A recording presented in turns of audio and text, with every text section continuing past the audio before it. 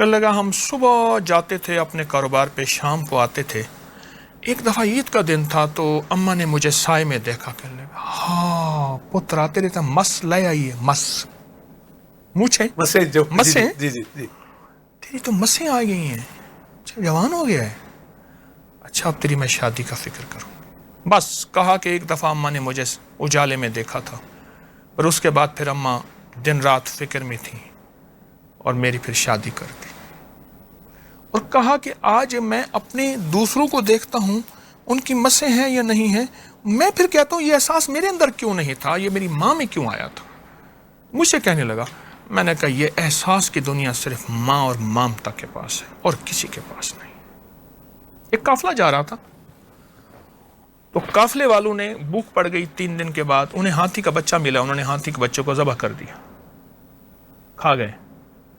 ایک نے کہا تھا میری ماں نے نصیحت کی ہے، بیٹا قافلے میں اگر زندگی میں کبھی تجھے بھوک پڑ جائے اور ہاتھی کا وہ گوشت نہ کھانا.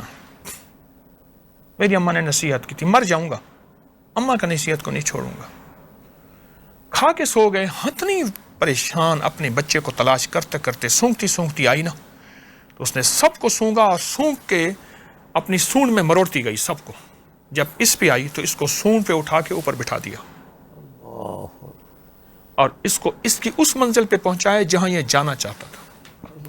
اماں نے فرمایا تھا بیٹا اماں کو وجد کہاں سے آیا تھا، اماں کو کشف کہاں سے آیا تھا. انٹیوشن کہتے ہیں آپ یا اماں نے فرمایا بیٹا اگر کبھی فاقہ بھوک ہو ہاتھی کا گوشت نہ کھانا.